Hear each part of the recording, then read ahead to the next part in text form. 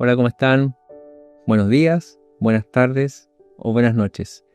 Quiero comenzar una nueva serie de videos basados en mi libro, Reiniciar un peregrinaje oncológico. Este libro trata aproximadamente los primeros 3-4 años de mis tratamientos oncológicos y todo lo que fue ese mar de emociones, de situaciones difíciles que comencé a vivir y comenzó a vivir mi familia junto conmigo. El nombre de reiniciar es también contradictorio cuando hablamos de situaciones como el cáncer y enfermedades que nos presentan la muerte como algo inevitable.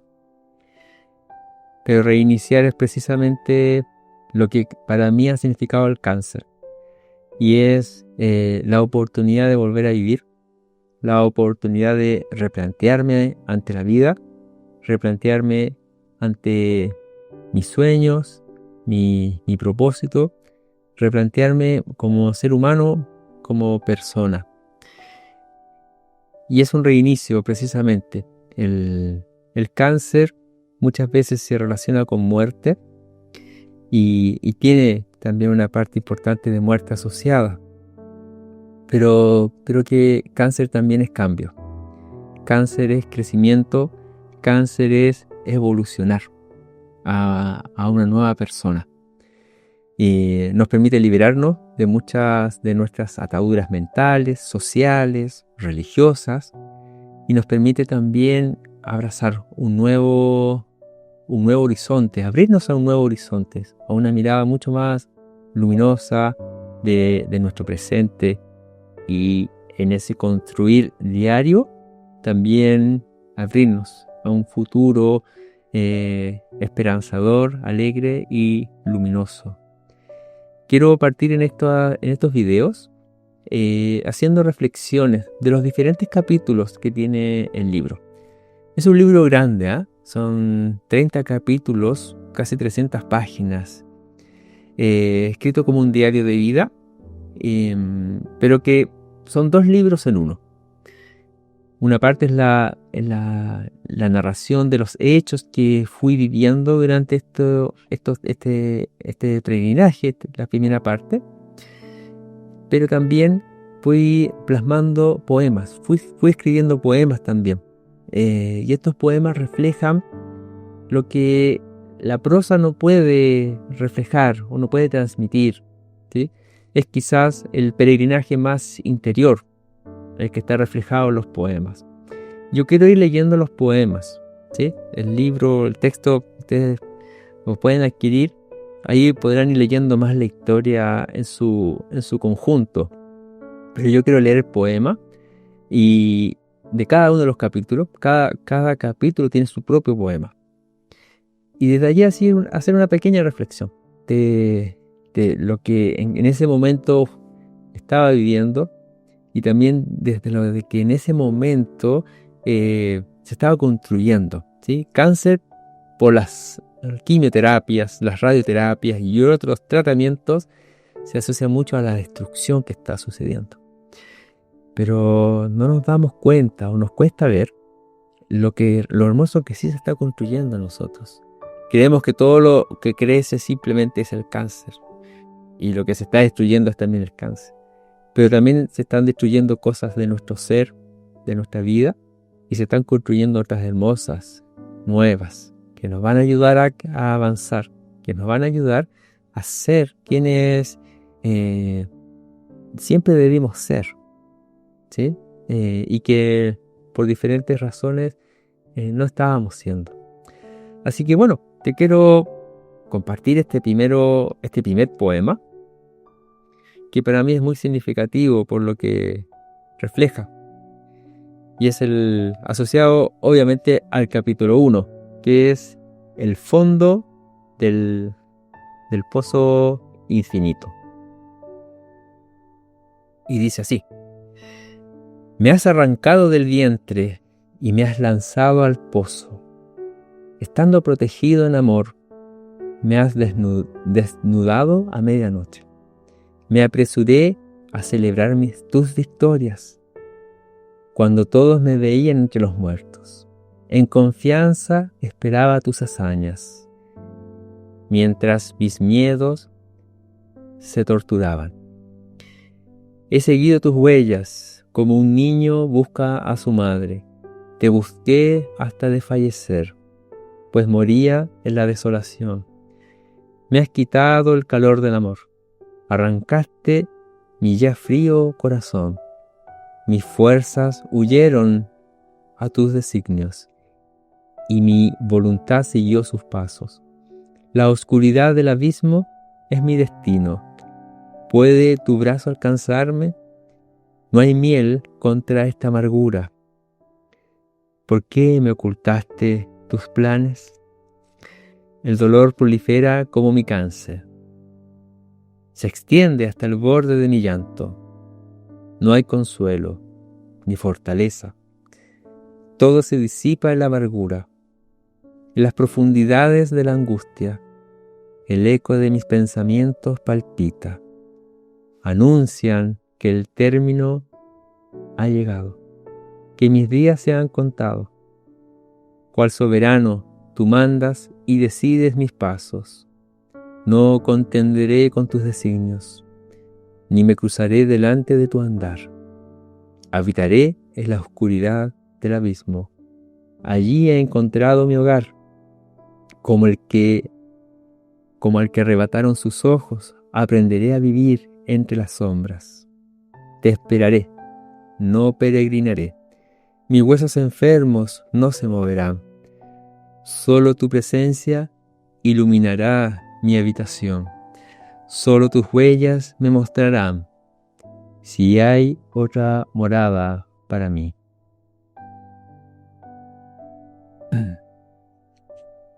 Este capítulo refleja, o este poema, es muy significativo y de hecho es el inicio del libro y que mucha gente me ha dicho que es un libro que inicia muy fuerte.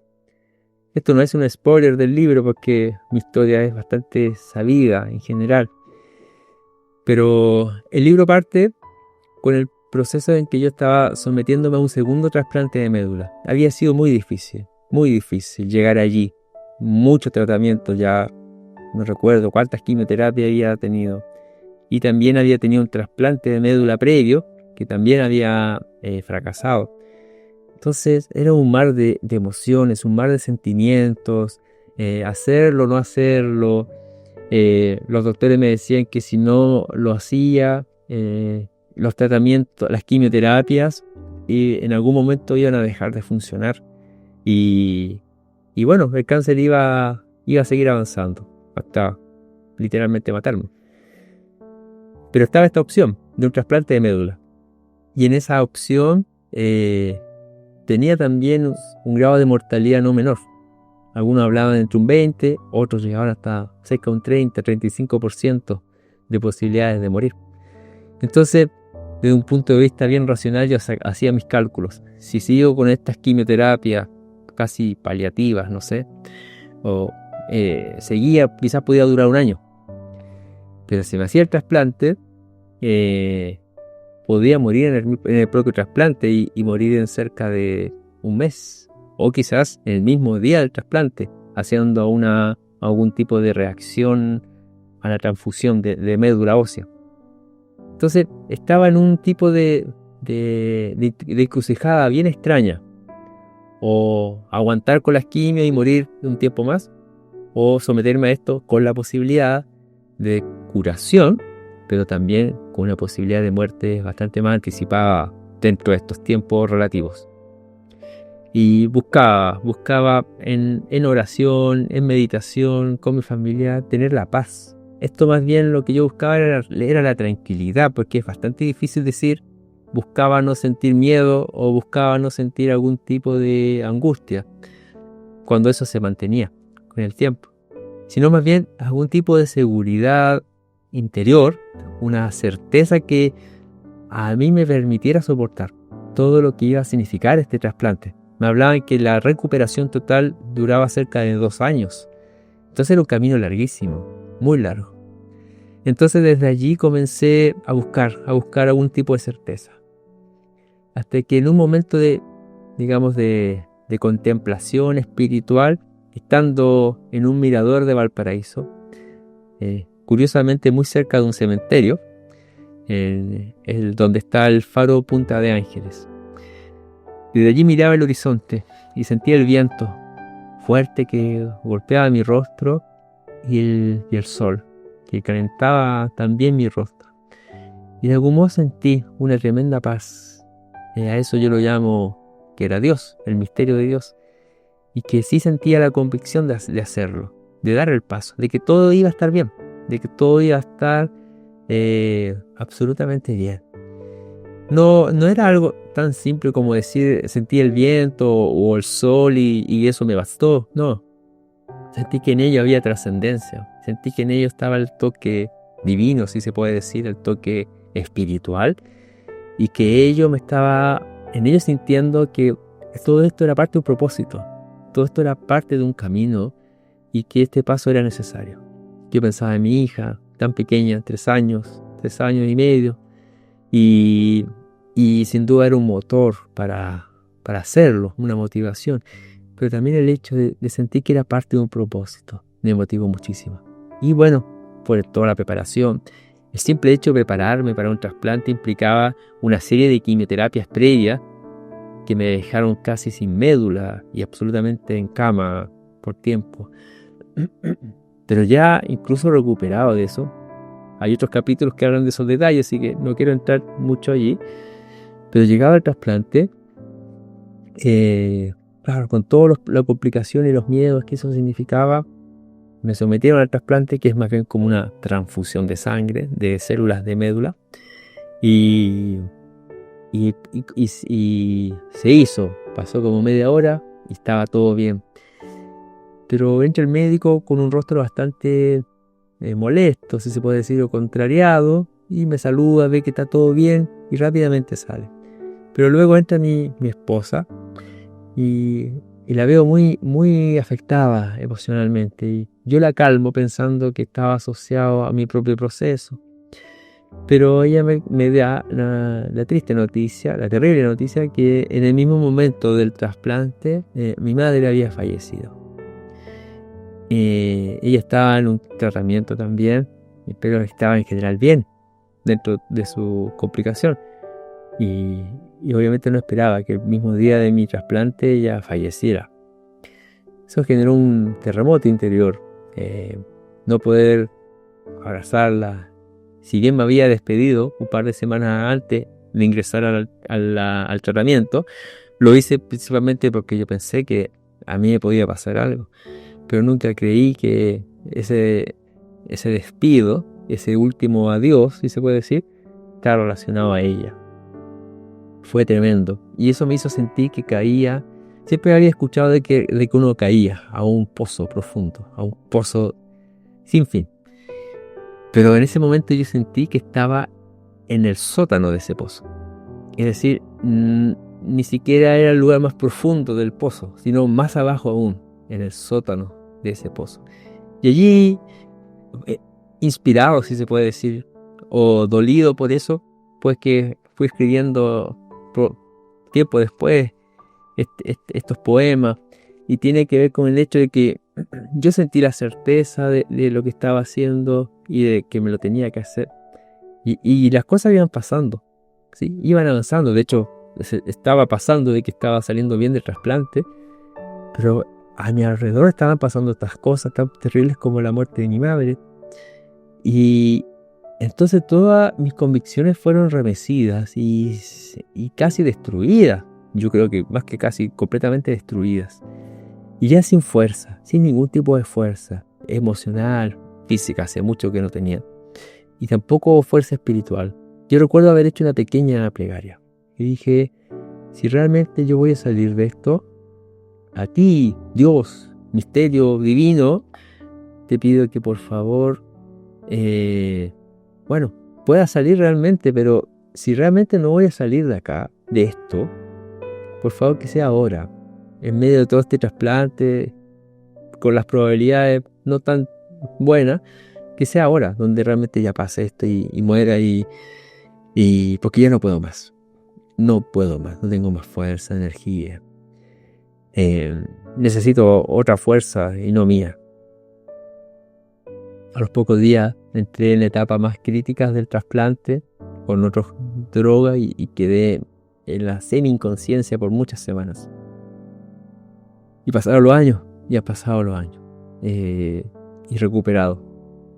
Pero para mí era importante partir el libro con esta etapa tan cruda o dura, de que estando en una etapa de tratamiento tan difícil, experimentar la muerte y de algo de alguien tan cercano como la madre, es que a uno lo destruye completamente. Y fue desde allí que comencé a ser construido o reconstruido, pero diferente, completamente diferente.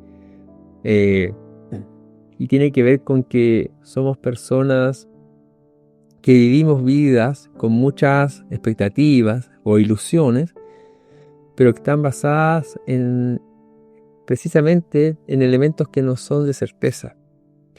Y una de las cosas que es una certeza es la muerte. Eso lo es. Y otra también es una certeza, que es la vida. Y eso es extraño, que dos cosas que pudiesen parecer tan opuestas terminen siendo dos certezas de la vida. Es decir, estamos vivos, y eso es así, y cuando estemos muertos, también va a ser así. Por lo tanto, la muerte en sí también es una certeza.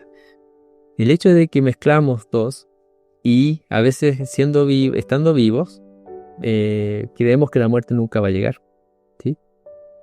Y también, ante la presencia de la muerte o la cercanía de la muerte, caemos en un estado de delirio, de sentir que, wow, nunca pensé que iba a llegar.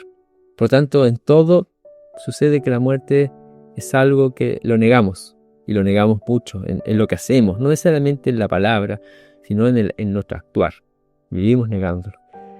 Y yo en este primer poema reflejo parte de lo que fue también, de algún modo, no mi revelación con Dios, ¿sí?, sino más bien mi revelación con esta construcción propia de nuestras vidas, de creer que tenemos el control, ¿sí? Yo en muchas cosas me he dado cuenta en el tiempo, porque creo que la espiritualidad o nuestras vidas las tenemos que analizar en el tiempo hacia atrás, no hacia adelante.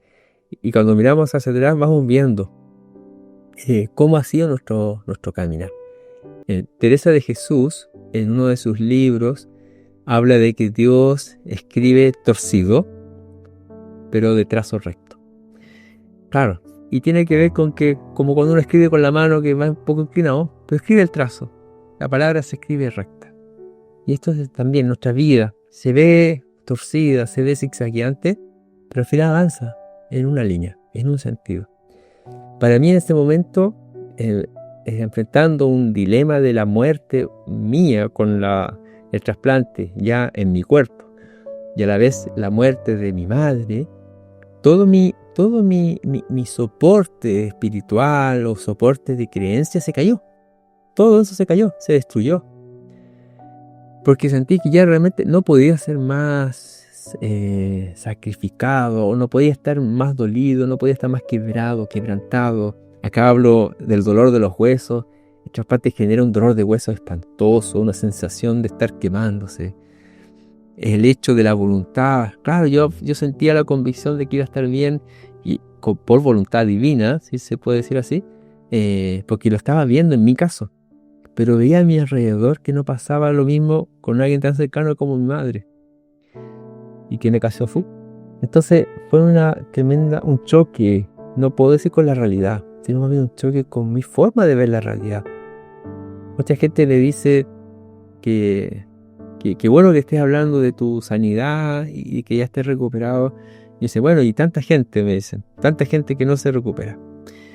Claro, y si supieran que yo eso lo tengo súper claro, soy muy consciente de eso, porque lo viví en carne propia y en un momento de absoluta fragilidad.